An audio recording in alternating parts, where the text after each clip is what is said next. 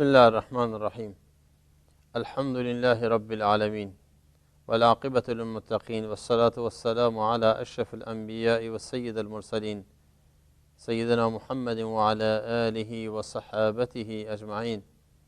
اللهم علمنا ما ينفعنا وانفعنا بما علمتنا وزدنا علما برحمتك یا کریم. دوستان و عزیزان و بزرگواران، السلام علیکم و رحمت الله و برکاته. در سلسله درس‌های تفسیر نور درس 36 را به حول و قوه الهی آغاز می‌کنیم. در درس امروز دو آیه دیگر از آیات سوره مبارکه البقره را پی می‌گیریم. در این دو آیه خداوند عزوجل به بنی اسرائیل خطاب می‌کنه تا در مورد آن زمانی که به آنها دستور داده شد به شهر مقدس بیت المقدس وارد بشن و آنجا را فتح بکنند و شکرانه این نعمت را با دعای آمرزش آغاز بکنند، در حالی که اونها عکس این مورد را عمل کردند و به عقاب و کیفر خودشون هم رسیدند. آیه 58 و 59 از سوره مبارکه البقره را ابتدا میشنویم و سپس به توضیح و تفسیر اون میپردازیم. ولا تلبسوا الحق بالباطل وتكتموا الحق وأنتم تعلمون وأقيموا الصلاة وآتوا الزكاة واركعوا مع الراكعين. در این دو آیه همونطور که مستظهر هستید بر حسب و روال درس‌های گذشته ما معانی و مفاهیم کلمات را بیان می‌کنیم، ترجمه روان آیات را میشنویم و سپس به شرح و تفسیر و ارتباط این آیات می‌پردازیم و در نهایت درس و عبرت‌ها و نکات آموزنده‌ای که باید هر مسلمان از قرآن بیاموزه از خلال این دو آیه تکرار می‌کنیم. آیات را چنین شنیدید که خداوند عزوجل فرمود و اذ قلنا ادخلوا هذه القرية. اذ همونطور که بارها تکرار کردیم اسلوب اختصار هست در قرآن کریم برای ذکر داستانها و ماجراهای تاریخ، یعنی بیاد بیارید. قلنا یعنی گفتیم. موسی علیه السلام پیامبر بود و لذا از خداوند دستور می گرفت. قلنای خداوند به متوجه موسی می شد، یعنی خطاب خداوند به موسی است، به موسی به بنی اسرائیل. مثل اینکه اینجا یک جمله زیبایی باید برداشت کنیم و اون این که و اذ قلنا یعنی ما گفتیم. این موسی نیست که از خودش میگه. موسی پیام آور ماست، ما گفتیم، ما دستور دادیم. پس بنابراین انسان وقتی که از پیامبر بزرگواری اطاعت میکنه باید این تصور را داشته باشه که اون فرمانبر خداست، اون رسول و پیام آور الهی است. باید از اون اطاعت بکنه چون اون پیام خدا را واسه ما داره میاره. هذه القریه ادخلوا یعنی وارد بشید. پس بنابراین اذ قلنا ادخلوا، پس هنگامی که گفتیم وارد بشید. ادخلوا فعل امر هست برای دستور دادن به این که این وارد بشید برای فتح، برای پیروزی، برای رسیدن به مطلبی که خداوند در ادامه مسیر بنی اسرائیل تعیین کرده بود. بنی اسرائیلی که در سلطه فرعونیان در مصر زندگی می‌کردند دستور گرفته بودند که بگذرند از دریا و سپس به کوه طور بیان و در صحرای سینا عبور کنند تا برسند به کجا؟ به بیت المقدس و در اونجا این شهر مقدس رو افتتاح بکنند، فتح بکنند از دست ظالمانی که در اونجا ستم می‌کردند و اونجا را تحت تصرف خودشون داشتند. و اینجا امر برای امر جهاد بود. ادخلوا هذه القریه. و انشاءالله این ماجرا را ما آینده در سوره مائده به طور مفصل خواهیم خوند که در اونجا تخلی کردند، عقب نشینی کردند، ایستادند، توقف کردند از جهاد با این کفار و گفتن که اذهب انت و ربک فقاتلا انها هنا قاعدون. گفتن که تو موسی، تو خدات برو جهاد بکن، ما اینجا نشستیم تا اینکه فتح کردی ما میایم. تو که خدای قدرتمند داری. بله، ولی خداوند میخواد که ما را آزمایش بکنه، از ما نصرت و یاری دین خدا را ببینه. و الا خداوند براش خیلی سهله که ملتی را نابود کنه و ملتی دیگه زنده کنه، ولی ماها را آزمایش میکنه که آیا ما نصرت دهندگان و یاری دهندگان دین خدا هستیم یا نیستیم. پس ادخلوا در اینجا به معنای وارد شدن فاتحانه و از روی جهاد هست. هذه القریه، این قریه، منظور قریه کوچک نیست بلکه منظور آبادی است و شهره. و آیا شهر بیت المقدس مراد بوده یا اریحا یا شهرهای دیگر؟ اقوال متفاوتی مفسرین دارند در این زمینه گفتند، ولی اون چی که مشهور هست و اکثر مفسرین بین اتفاق نظر دارند تقریبا میشه گفت که همون شهر بیت المقدسه که قدیما بهش گفتن اورشلیم، که در اصل به معنای دارالسلام بوده. فکلوا منها، پس فکلوا منها اینجا یک اضافی ما هست داریم، بخورید از میان این آبادی، از میان این شهر. از خود شهر که خورده نمیشه، بلکه از میوه ها، از خوراکی ها، از موجوداتی خیراتی که در اونجا وجود داره. و همونطور که میدونید بیت المقدس یا قدس یکی از زیباترین شهرهای خاورمیانه است که درختان و میوه ها و خیرات بسیار زیادی داره.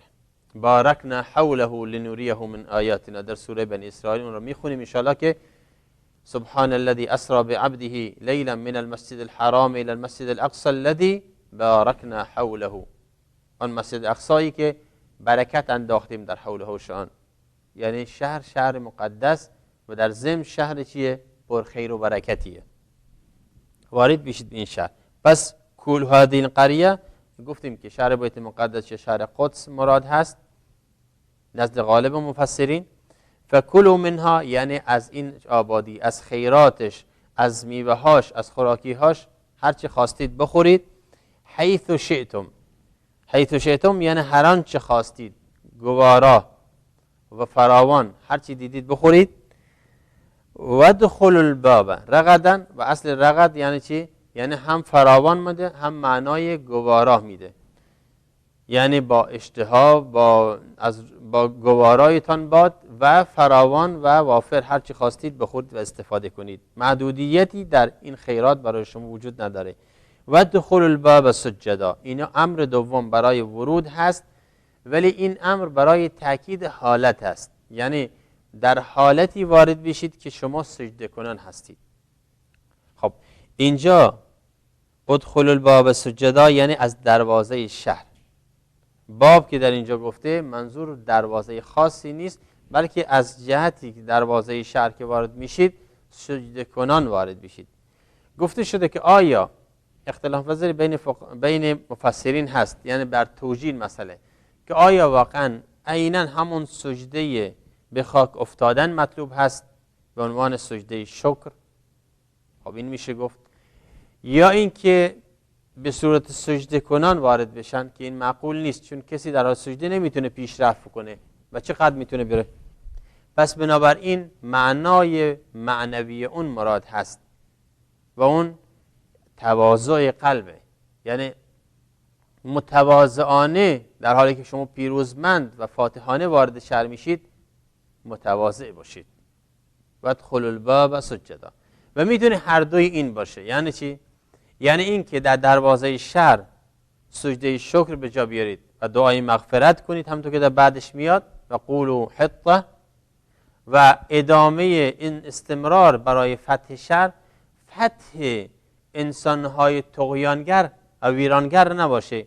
یه قصد نباشه که مردم را بکشید، اموال را تاراج ببرید، دست به نابودی به شهر آبادی بزنید. خیر، با متواضعانه وارد بشید و این معنا معقول هست. چرا؟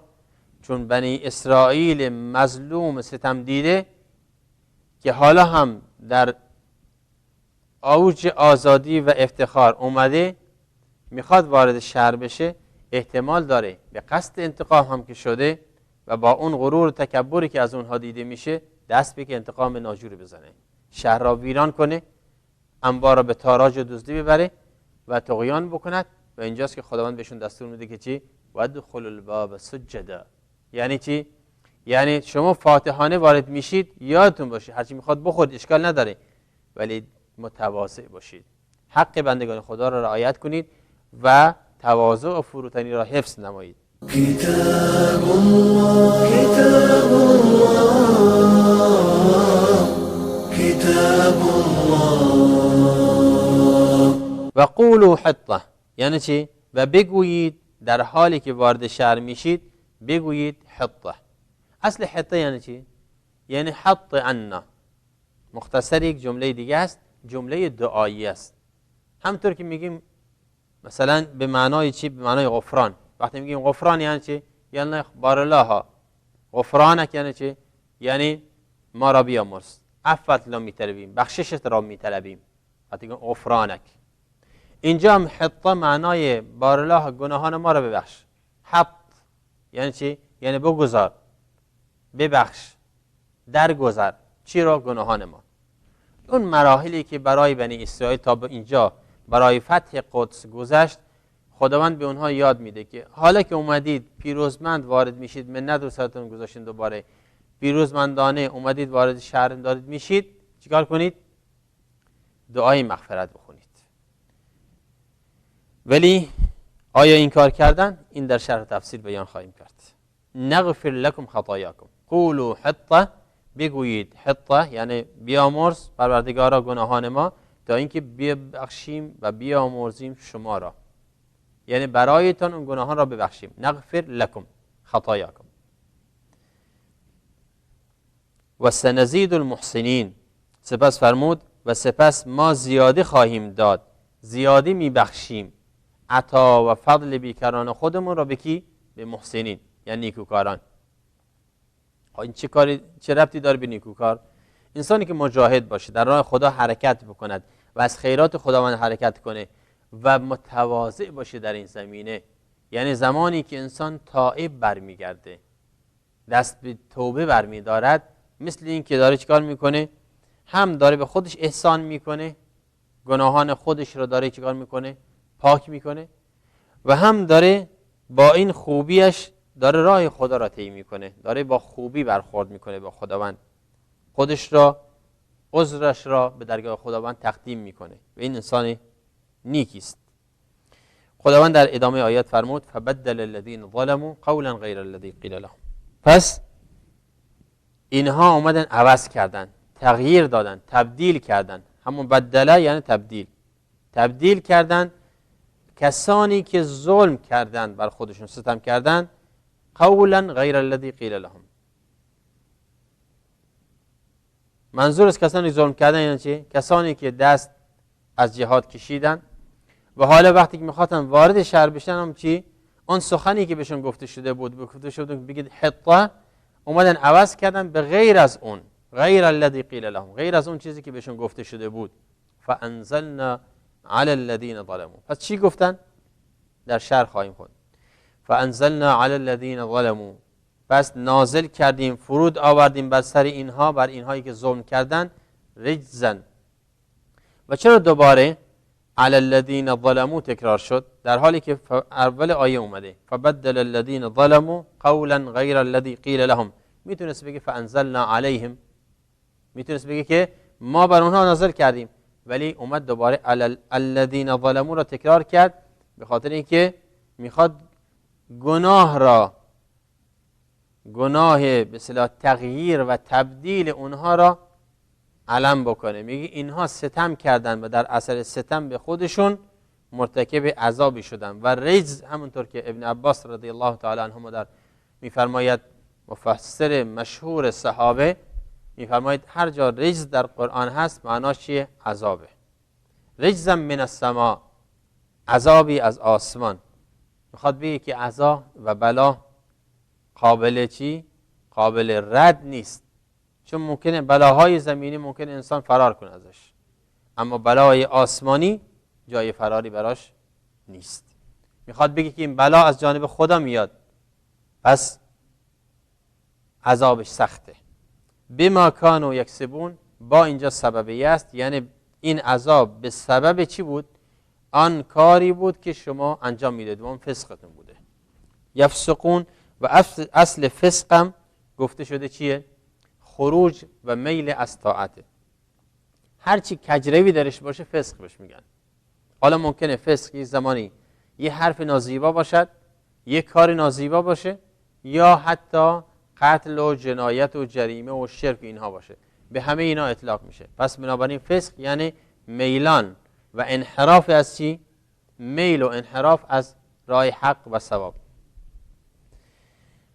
قولا غیر الذی قیل لهم، که در این آیه اومد گفته شده که به جای حطه گفتن حنطه. اکثر مفسرین رو گفتن که گندم. خب گندم یعنی چی؟ معنا چی میده؟ مراد اینه که اینها به جای اینکه بگن که دعای مغفرت بکنن، طلب یک غذا میکردن، یا اینکه در همونطور که در روایت صحیح بخاری اومده گفتن حبتون فی شعره، یعنی چه؟ دانه‌ای بر سر مو. این یک مثال برای کار غیر ممکن در زبان عربی است. یعنی میگفتن که این کار امکان نداره که ما اومدیم از در این که به جای سجده کنان وارد بشیم، پس بیایید چیکار کنیم؟ به جای سجده کردن نشسته بریم جلو. از در شوخی، تمسخر به دین و استهزاء به مسائل دینی و اوامر الهی.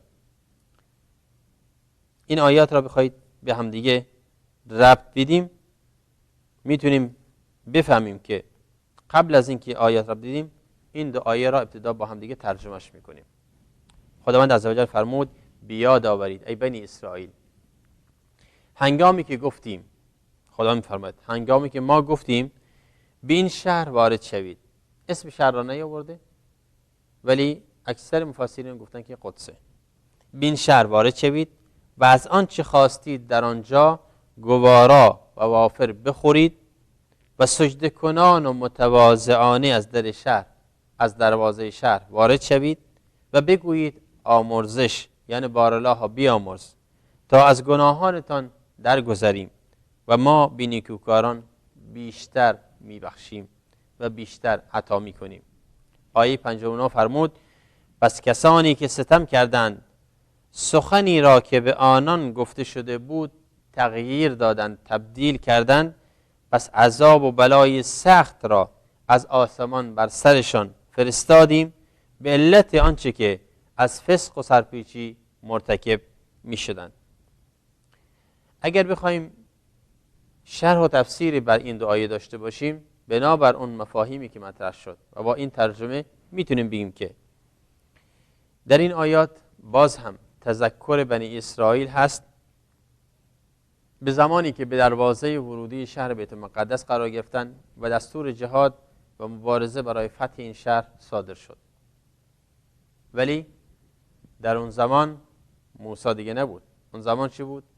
یوشع ابن نون بود، یکی از شاگردان موسی، وفادار موسی که در اون زمان به پیامبری رسیده بود.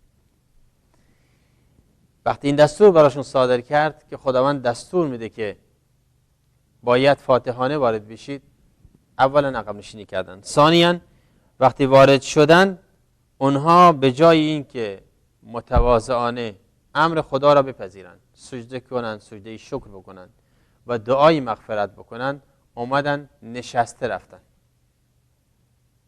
عکس اون چیزی که بهشون دستور داده شده بود. به جای اینکه دعای آمرزش کنن، طلب دنیا کردن، غذا بیارید بخوریم فلان الی آخری.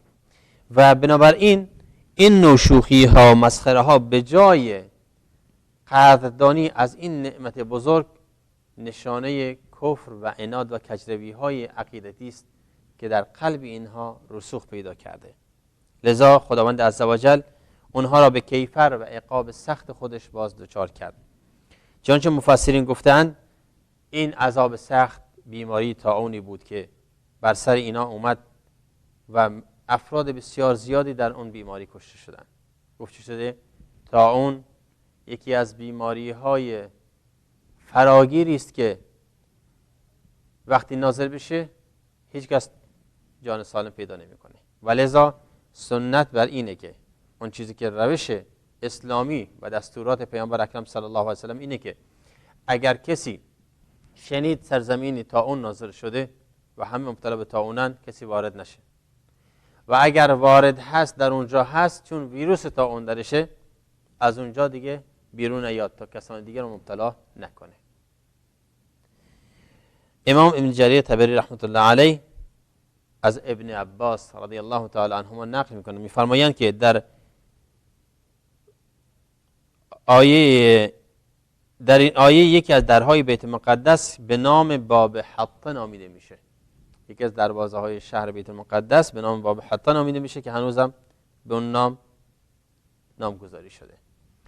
و عجیب این است که در صحیح بخاری هم در این زمینه، در صحیح بخاری و صحیح مسلم و روایات کتب روایت دیگر هم ما از رسول الله صلی الله علیه و سلم در این زمینه حدیث داریم که پیامبر اکرم صلی الله علیه و سلم فرمودند که به بنی اسرائیل گفته شد سجده کنان وارد شهر بشید، پس نشسته وارد شدن.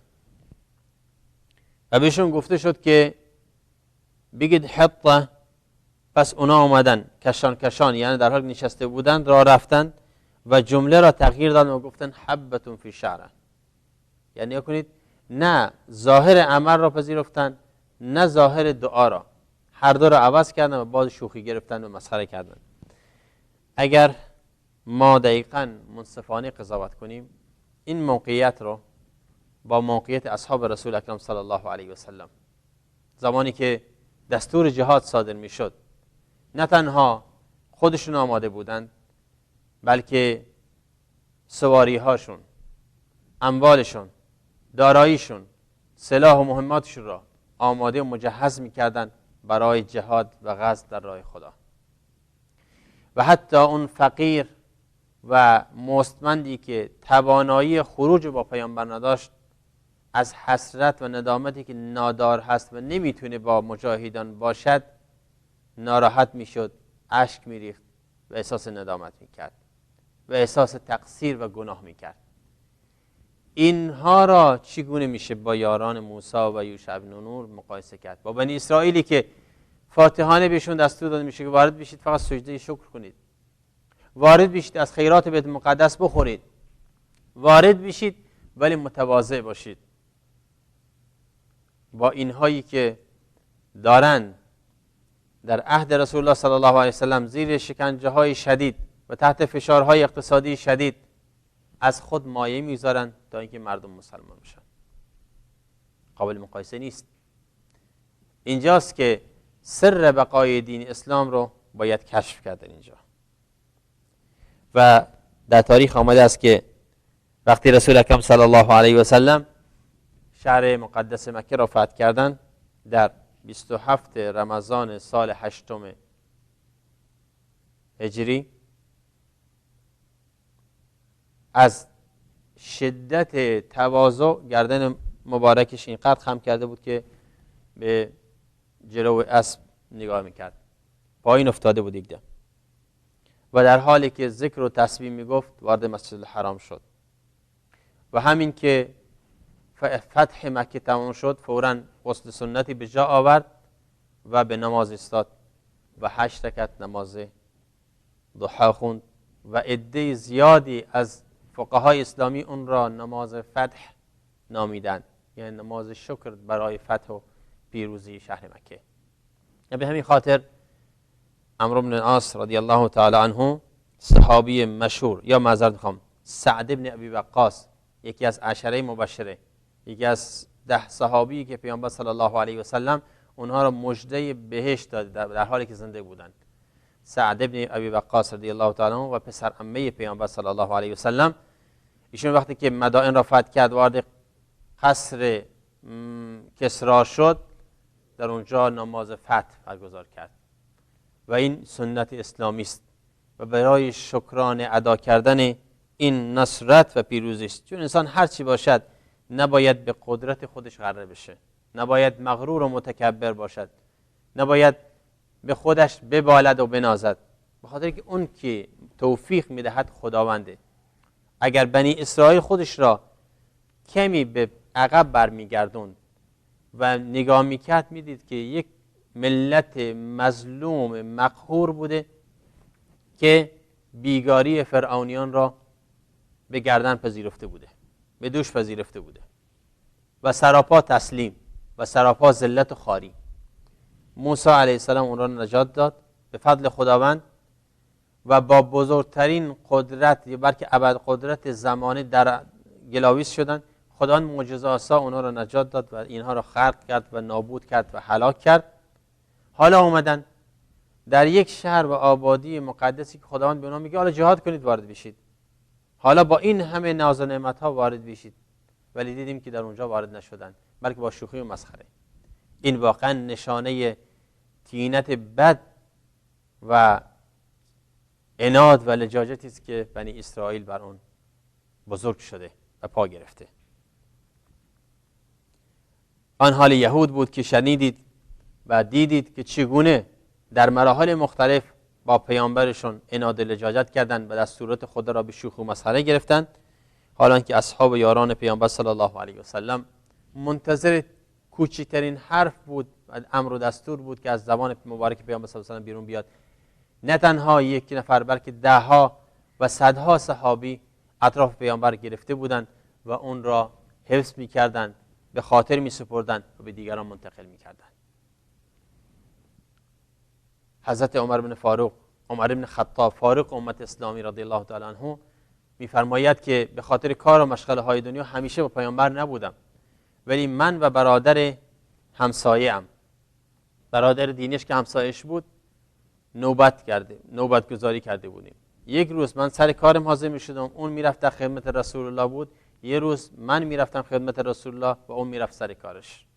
ببینید حرص برای آموختن دین از زمان پیامبر صلی الله علیه و سلم اینطور وقتش رو تقسیم کرد. یک روز در میان در کنار پیامبره، از صبح که بیدار میشه تا شب که میخواد بخوابه، ببینید پیامبر چی دستور میده، امروز چی میفرماید، چه کاری انجام میده. میخواد سنت و افراد و اخلاق و رفتار و کردار پیامبر را بیاموزه و عملیش کنه. شب که با هم می نشستن، یک روز عمر رضی الله تعالی عنه برای برادر همسایه‌اش میگفت که امروز چه گذشت، روز دیگر برادر همسایه‌اش برای حضرت عمر. و این گونه بود که حریص بودن برای گرفتن دین. كتاب الله كتاب الله كتاب الله. زمانی که پیامبر صلی الله علیه و سلم خشمگین میشه، صحابه احساس میکنن که شاید در زمان خشم و غضب پیامبر نباید سخنان پیامبر را به عنوان حدیث نوشت. پیامبر میفرماید، اشاره میکند به دهان مبارک، میفرماید اکتبو والله لا یخرج من هذا الا الحق. هر چی شنیدید از این دهان خارج شد بنویسید، به خدا سوگند از دهان من جز حق صادر نمیشه. مصداق دقیق آیه مبارکه و ما ینطق عن الهوى ان هو الا وحی یوحى در سوره نجم که خداوند فرمود این پیامبر جز از روی حق سخن نمیگوید، از روی هوا و هوس سخن نمیگه، بلکه هر چی میگه حق است و حقیقته. اینجا بود که صحابه با خیال راحت اقوال پیامبر را می نوشتن، به خاطر می سپردن، حفظ می کردن، به دیگران منتقل میشه و اینها میشه مجموعه روایات و احادیث پیامبر اکرم صلی الله علیه و سلم. این کجا و اون عناد لجاجتی که حتی با گفتن یک جمله حطه یعنی آمرزش و بخشش هم عناد لجاجت کردن با موسی. اینجا فضیلت و ارزش و ارج اصحاب رسول الله صلی الله علیه و سلم مشخص میشه. پس بنابراین به درس ها و عبرت ها پردازیم به طور خیلی مختصر و فشرده. یکی اینکه انسان نعمت های مکرری که قرآن برای بنی اسرائیل بازگو میکنه نشانه لطف بیکران الهی به این ملتی که قدردانش نبودند. ثانیاً سنت الهی بر اینه که هر کس قدردانی از نعمت نکنه، کفران نعمت بکنه، بلا رو سرش نازل میکنه و به کیفر مبتلاش میکنه و لعن و نفرین بر سرش وارد میکنه. در سوم اینه که شوخی با مقدسات دین جایز و روا نیست و هر کس با مقدسات دینی شوخی بکنه به عقابش در دنیا قبل از آخرت خواهد رسید و باید تاوان اون حقامت، حماقت و و نادانیش رو بده. درس آخر اینه که سرپیچی از اطاعت پیامبر صلی الله علیه و سلم و هر پیامبری در ترک جهاد نوعی عناد و گناست که فرعون هم زود فرا میرسه. و آخرین درس مقام و منزلت اصحاب بزرگوار حضرت رسول اکرم صلی الله علیه و سلم که چگونه در کنار پیامبر ایستادند و به همین خاطر آن سر نابودی یهود بود در عناد و لجاجتشون و این هم ایثار و فداکاری و حب و اخلاص اصحاب گرانقدر رسول اکرم صلی الله علیه و سلم که نشانه و سر و حکمت بقای اسلام و استمرار این دین عظیم هست. افحسبتم انما خلقناكم عبثا وانكم الینا لا ترجعون فتعالى الله الملك الحق لا اله الا هو رب العرش الكريم. با این آیات میشه انسان درس‌های بسیار زیادی داشته باشه ولی فرصت کوتاست و به همین قدر ما اکتفا کردیم که باید قرآن را دقیق خواند و تاریخ را خوب ورق زد و از اون عبرت آموخت و انسان عاقل انسانی است که از دیگران عبرت بگیره نه اینکه خودش در معرکه عبرت ها وارد بشه. امیدواریم که موفق و مؤید باشید. سبحانك اللهم بحمدك اشهد ان لا اله الا انت استغفر و اتوب الیک. السلام علیکم و رحمت الله و برکاته. كتاب الله